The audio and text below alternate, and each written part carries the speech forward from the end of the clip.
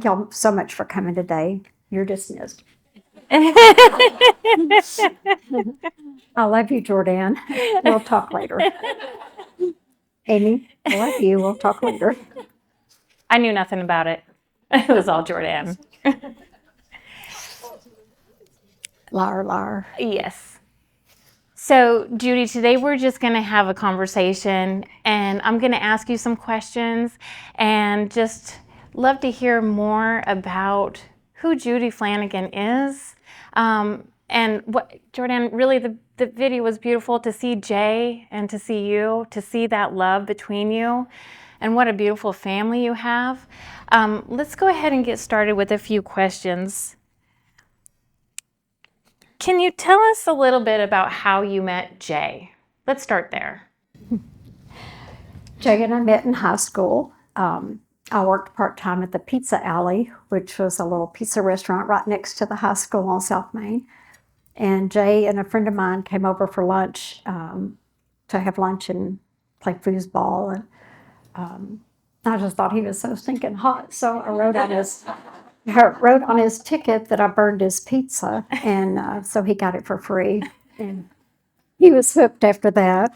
And little did I know that my friend Daryl, who I already knew, he and Jay had made a bet to see who could get me to go out with him first. And Jay won that bet.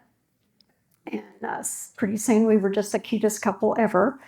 Found out we had a lot in common and spent a lot of time together. And we got married on March 17th, 1978. That is St. Patrick's Day. It's always the 17th. Jay was saved as a 10-year-old at Northside Baptist Church, and he picked our wedding date. And so life was good for a couple of years. We just had a big time and going to school and working real hard, but we ended up partying a whole lot with the wrong crowd and kind of headed down a bad path. And so an awful, awful argument led us to Greenwood Baptist Church. And we weren't an overnight success, but there we found forgiveness and understood what true love and a real marriage was like, and found a place to serve and grow. And he was my world. And I think if you ask him, he would have said the same thing about me. And then my world dramatically changed on November 24th, 2022, when he died from cancer.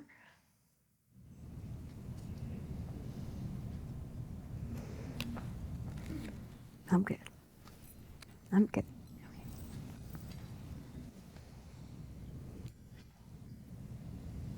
You ready? Mm-hmm. Okay. She knows my stomach's really tight right now. I honestly can't even imagine what it was like to receive that news. I can't imagine what you went through. With everything else going on, how did Senator Phil King support you during Jay's diagnosis and his treatment? For a few months, Jay had struggled with what he thought was a herniated disc in his neck and just work-related tension, just a couple of months. And in April of 2022, he was diagnosed with cancer. And when I told Phil, he said, do not worry about work. Don't worry about your job. You stay home and take care of Jay. That's what's most important. He and Ashley both just was real adamant, just don't worry about work. And there was so much going on with doctor's appointments and Jay being in a neck brace and just all the treatments and x-rays and MRIs and all the things like that. It wasn't long before I realized I couldn't work at all and I needed to retire. And so Phil and Ashley helped me through that process, enabled me to stay home and take care of Jay. And you know, he needed me and I needed him. And so we spent a lot of time together, and it was really a blessing not having to have that pressure of worrying about work. Yeah, what a blessing to have the support to be able to continue through that. How did you cope with the emotions and the stress during this time? When Jay built our house in 2008 on 10 acres in the middle of a cow pasture, he mowed a path around the pasture so we could walk. And over the years, we walked a lot. Once he was diagnosed, and that was a whole new world, I pretty much became obsessed with walking in the pasture. And it wasn't really an escape, it just became a place of refuge for me where I could meet the Lord and pray and ask for wisdom and courage and just to spend time with Him. It was a quiet place. Being in the pasture, there was no distractions other than like Bella and Buddy, my dogs. But my sweet daddy used to quote Psalms 46:10 to me all the time, probably to Marnie as well. But it says, "Be still." He would say, "Be still, be quiet, and know that I'm God." I gently corrected him a couple of times that he didn't say be quiet, but he quoted it that same way every time. It wasn't long before I learned that I did need to just be quiet. When I was in the pasture, I needed to be quiet and let the Lord speak to me and just to listen. Yeah, and you and I have talked a lot about that time that you are in the pasture and how important that is to you, and that you heard a message, stand firm. Can you share with us what that means to you? Like I said, I just was drawn to the pasture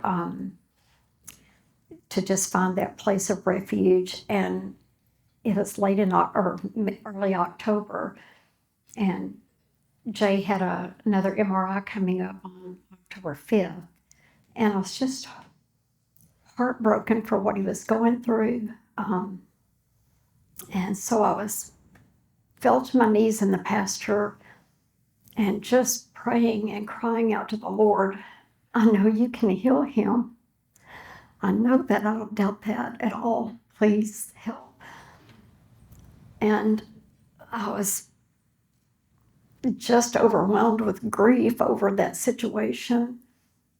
Down on my knees in the pasture. I really don't know where my dogs were at the moment, but they weren't bothering me. But I heard the words "stand firm." It startled me, so I looked up and looked around.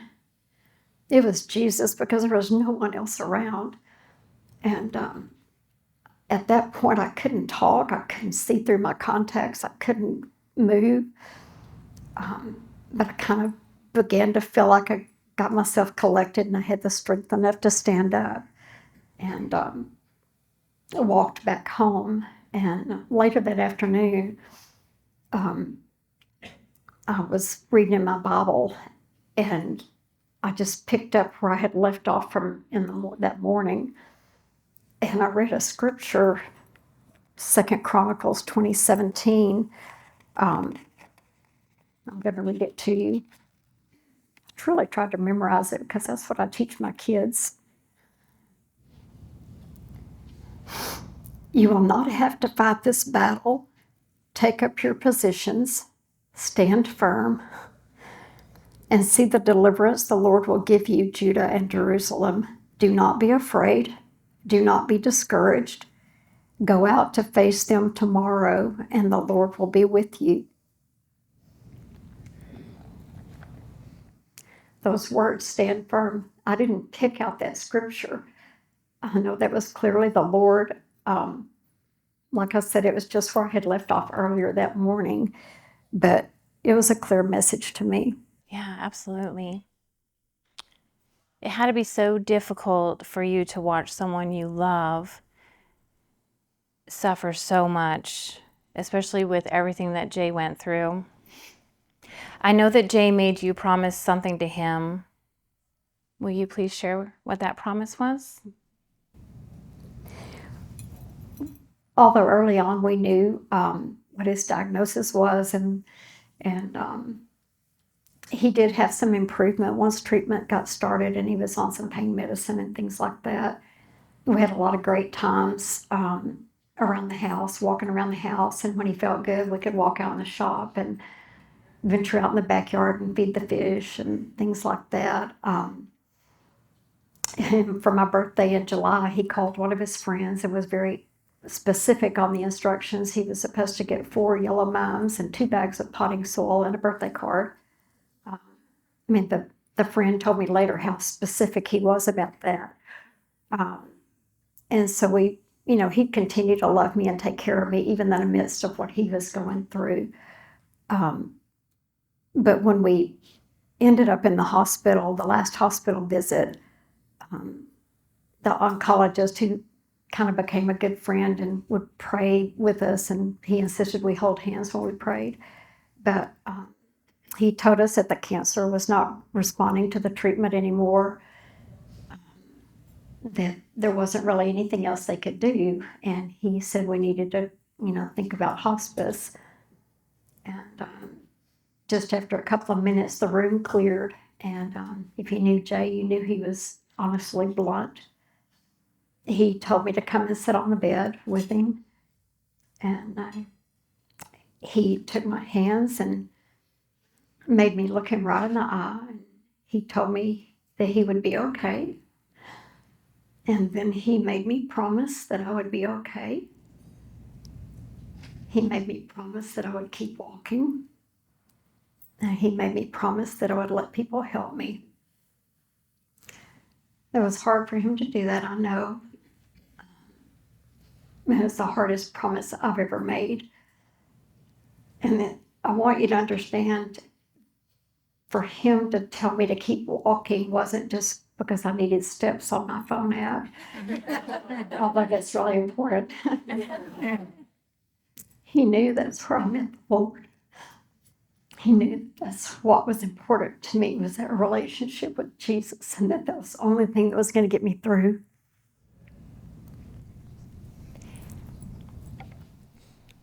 You and Jay had 45 If years. the squirt's all over me. We might all be a little wet up here. Okay. Oh, just saw Jesus. There's a little Jesus everywhere. There's a little Jesus on the laptop. There's a little Jesus up here. There might be some little Jesus on your table. He's with us. Judy, you and Jay had 45 years, and you really were just a match made in heaven. And Jordan, you really did sum that up so beautifully in that video. Your bond was unbreakable. And I know from the stories that you've shared with me that you two were inseparable. So my question for you now is, being so tight and connected as one, how did the loss of Jay impact your sense of identity and daily activities? Jay and I had become one. I know that may not make sense to some of you. And so when he died, I felt like I had been gutted. I didn't know who I was without Jay Flanagan. I didn't know what to do without him.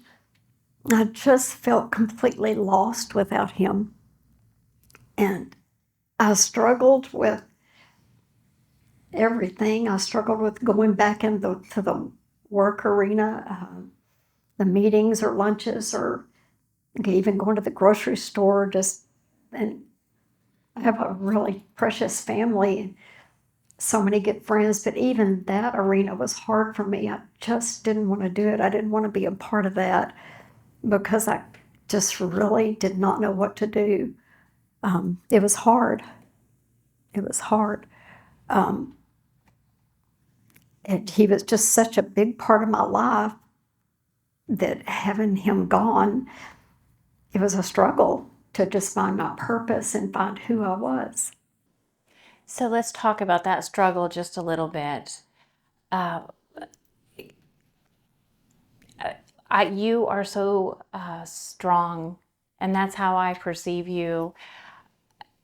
And your strength is admired by many. But with a struggle like that, how did you overcome that? Well, I knew that the state I was in, I couldn't stay like that. I knew I had to go forward. I knew I couldn't just stay home and be by myself. We're not meant to be alone like that.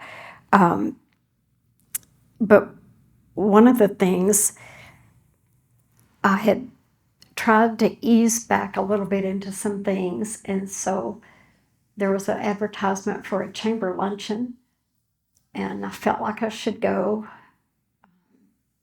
So I made a RSVP. I didn't want to go, but you don't back out on Tammy Gazzola. And anyway, but I seriously didn't want to go. I didn't want to have to figure out what to wear. I didn't want to have to fix my hair even. I didn't want to have to answer questions. I didn't want to have to talk.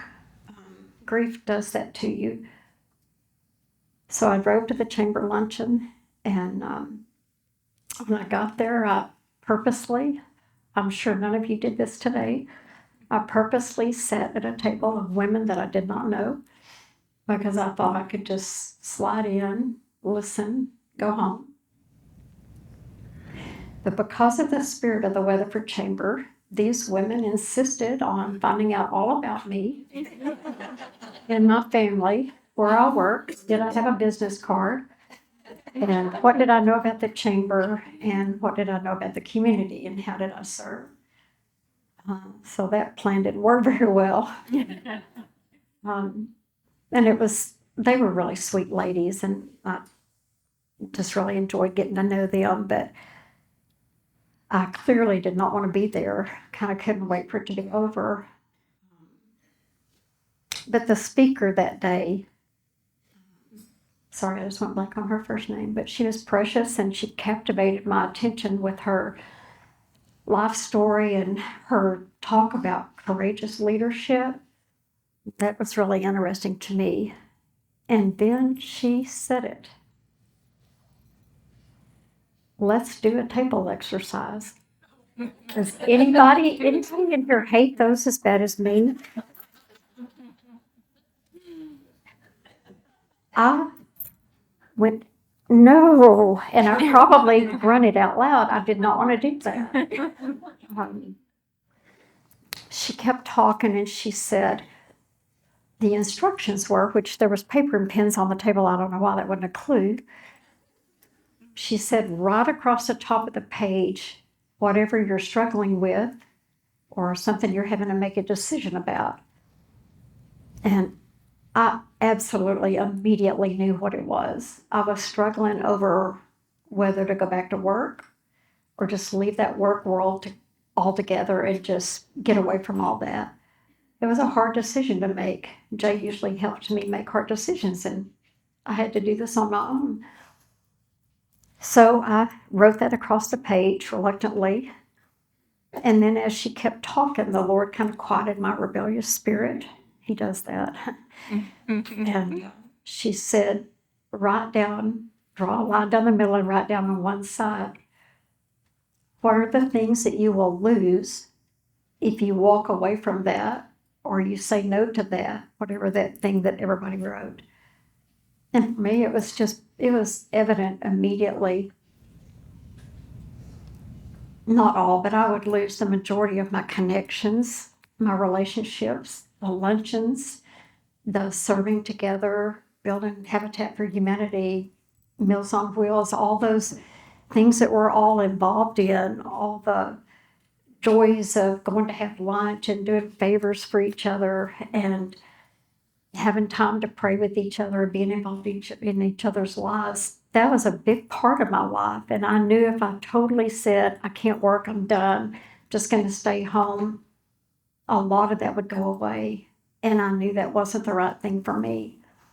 And so I left that chamber luncheon that day. It was May 16th? 17th. I was close. I left that chamber luncheon that day. I knew why I had been there. And although I cried all the way home, I knew my heart was smiling because I knew I'd made the right decision. So I called Phil and told him I wanted to go back to work. And I'm so glad you were at that chamber luncheon. How I remember the day is because that was my first day working with the Weatherford Chamber. And I remember meeting you and just felt this instant connection. And I think Molly had even said it, this peace comes over you. And I am so truly blessed every single day with your friendship. And I'm going to speak on behalf of all these women here and those who were with us last year as well. We're happy you were there. We're happy you're back and involved and in the community. You bring so much to the community, especially for all of those who love you dearly. Okay, I'm going to change direction just a little bit here. Let me ask you, what led you to your career path? I wasn't one of those kids that knew what I wanted to be when I grew up. In high school, I can't remember the name of the program, but in high school they had a program where you could work half a day and go to school half a day. And that's how I ended up at Pizza Alley. They found jobs for us. And so I did that for a while, and then I promoted to Kentucky Fried Chicken. I was the manager there. And during that time, my dad worked for Texas Butane. He retired from there after almost 50 years, but a long time ago when he was working there, he had coffee every morning with the highway patrol and the license and weight troopers. And he came home one day and said that one of the troopers, Mr. John Forrest Sr., had told him that the county had just approved, first time ever, a part-time position for the highway patrol for a secretary. And it was in the basement of the courthouse. So anyway, I went down there and applied. And back then, you got to know those applications were like 30 pages long. But anyway, I got the job, and so I started working for them. 12 different troopers with 12 different typewriters, and that was fun, yeah. But the sheriff's department was also in the basement of the courthouse, and so they had a part-time position came open, so I applied. I got hired for them, which the county was gracious enough to let me be considered full-time, which I got vacation and benefits and insurance and all that kind of thing. Wasn't too much longer after that. I worked for a while there, but then I got an offer to dispatch for Weatherford PD. So I did that for a while, and while we were there, while I was working there, Jay and I got married, and being a newlywed and working nights and shift work was just really not conducive to doing what we were supposed to do. But anyway, I left there and went to work. I don't know if you saw it on the table, but I went to work for the Weatherford Chamber of Commerce. A little cute green name badge in their tiny office on North Main. Anyway, while I was there, a man that my mom went to school with came and told me that he was going to run for Justice of the Peace. And when he won, he would hire me. So he won and he hired me. And so I went to work full time for the county again as a clerk for the JP. Okay, so that was like 18 years with the county.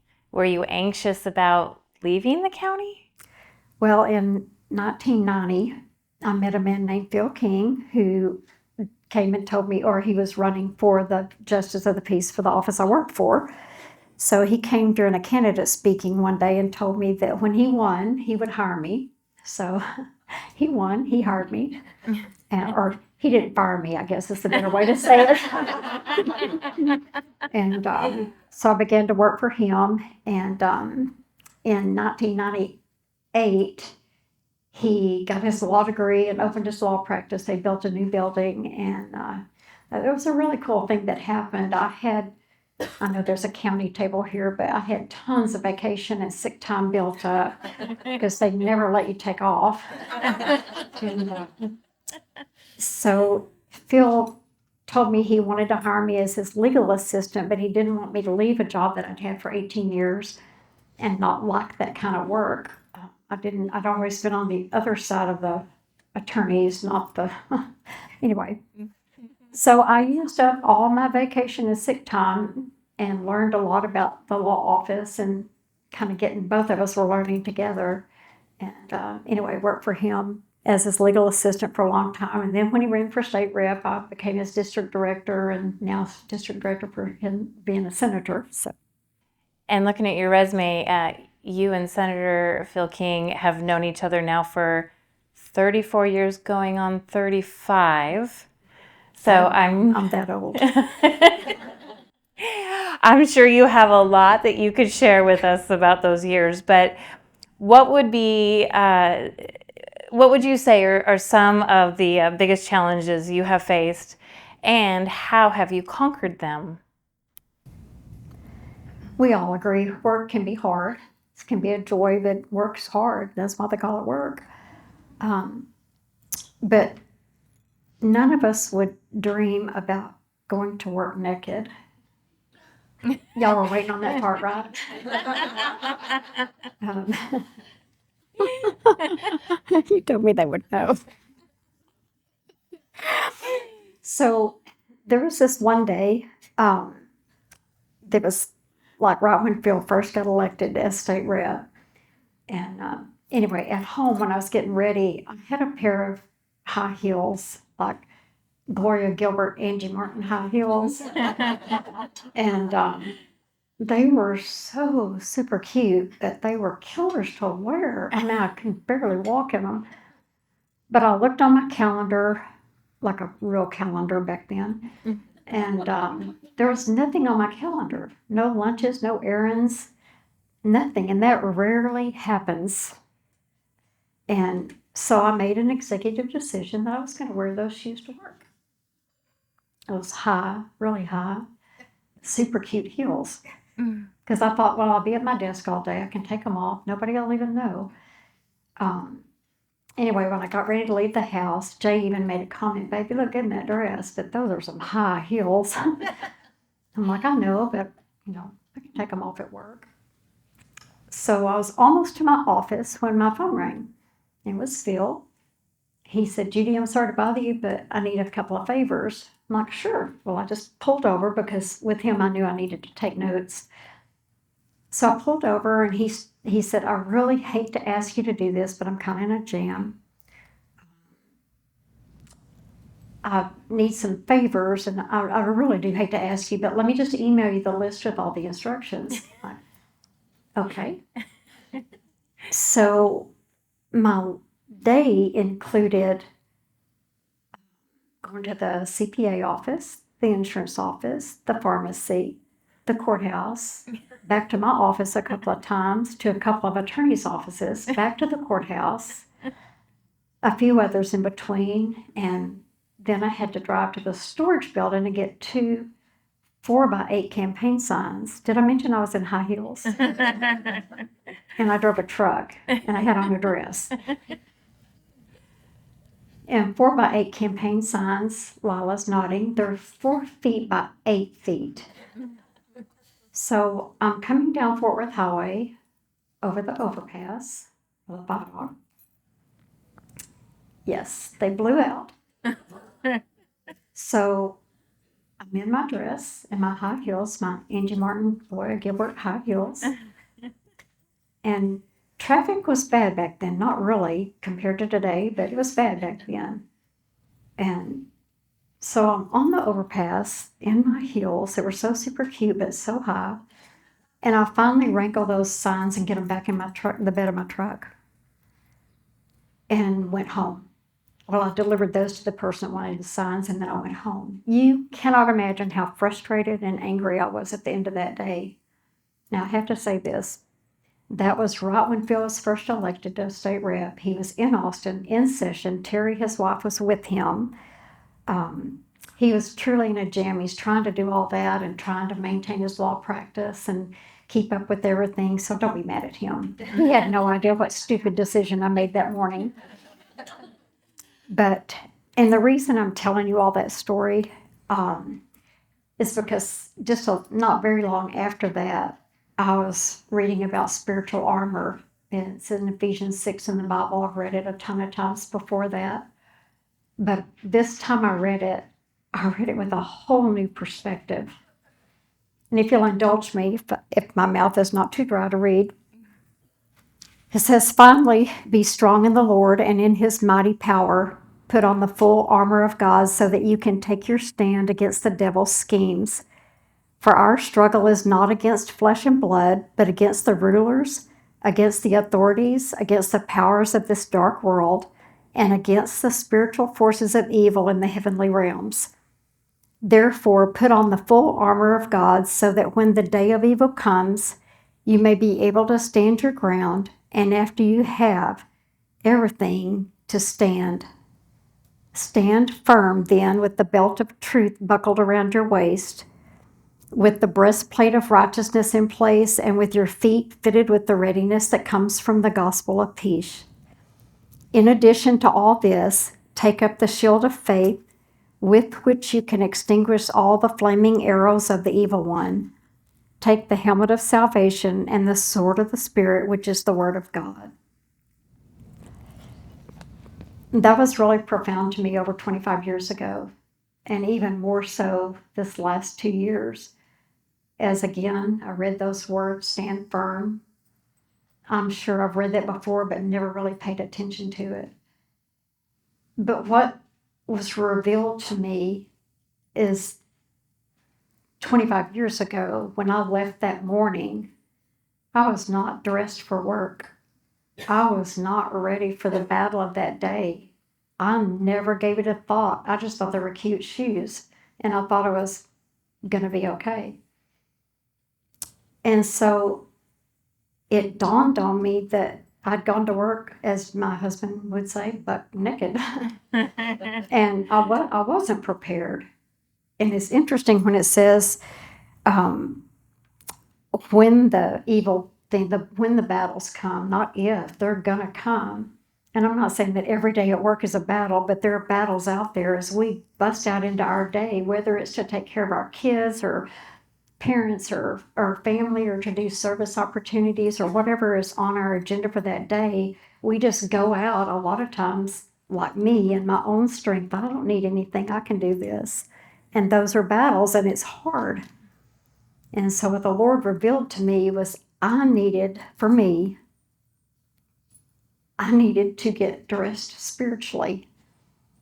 So little by little, I started to try to do that, where I spent time in the Word. I started praying over my day, over my schedule, who I was going to meet, who I was going to talk to, what I even needed to wear. And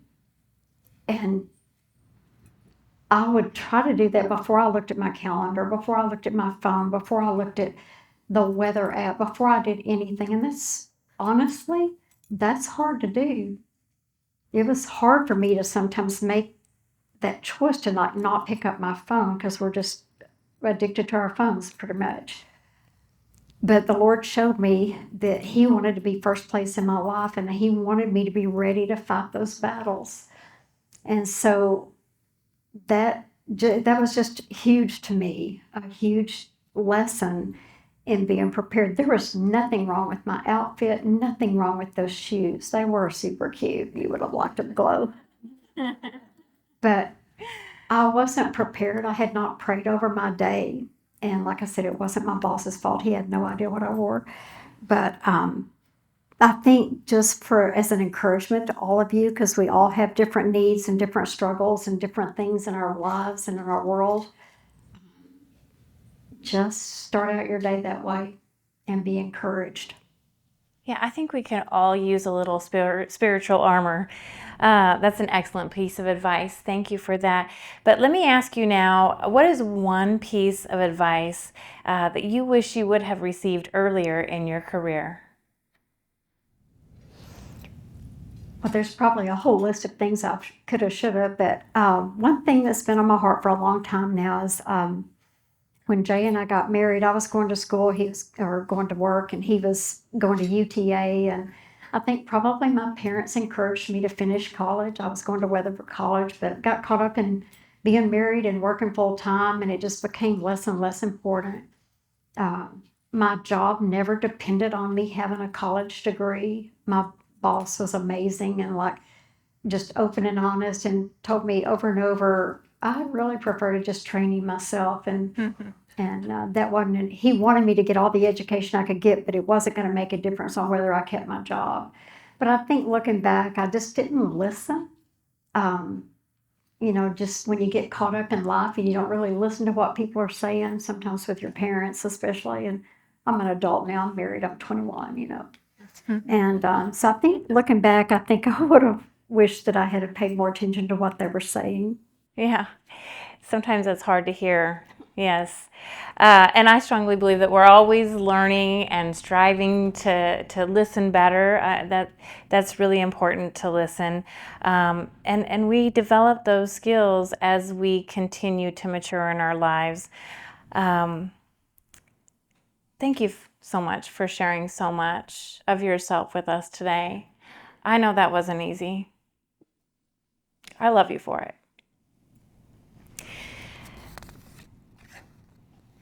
You've always been very transparent and honest and authentic. And I think that that really radiates. People who know you, they feel that. I feel that. Before we close, what is one key takeaway that you would like for everyone to remember from today? Don't go to work naked. No, seriously, I know this is going to sound crazy, but I was so in love with my husband that I really didn't have a lot of close, really, really close friendships with all my lady friends. I mean, I had friends and all that, but I always preferred to be with him. But I think something the Lord has really showed me over the last couple of years is how important those relationships are, how dear friends can be, and the struggles that we go through, good and bad. You're not alone. There are people all around you that can relate to what's going on in your life, that have been through a similar struggle, or even if they haven't, they care about you. So just don't be alone. Don't walk alone. Walking in my pasture is still an incredibly important part of my life. And I've had a couple of friends that came and walked with me in my pasture, one who I'm still not talking to yet. But, you know, being around them in my pasture, being able to laugh and cry and pray and hug and encourage each other, you don't get that sitting on the couch by yourself. And I'm thankful for those relationships. And so I just to encourage each of you, just don't feel like you're alone. I know sometimes the enemy wants us to think that whole list of you're not good enough, you don't matter, nobody's missing you, you're not smart enough, all those lies that the enemy gives. We are not created to be alone. Now it's good probably to have a long candlelit bubble bath kind of thing, but overall we need relationships. So just be encouraged that you're not walking alone. And if you're not a chamber member, shame on you. Nice little plug. No, I love that. We're better together, right? We're better together. And Jesus got baptized. and a little wet. Thank you again. We are going to, after we close out today, we're going to have this cleared up in the water. And if you'd like to have your photo taken with Judy, you're more than welcome to come up and grab a picture with her. Where's Deborah Gass? Deborah, can I have you come up and do the closing for us? One thing I want to say about being alone and being together, though, is we are all together today with our women of Weatherford. You are the women of Weatherford, and you make this community amazing. You really do. I love my job. I get to come to work every day and I get to work with you, and I love it. And I love all of you, and thank you for being here for this. This was a very special moment for me, and I know it was for Judy as well. So I'm going to pass this on over to Deborah, and she will close us out.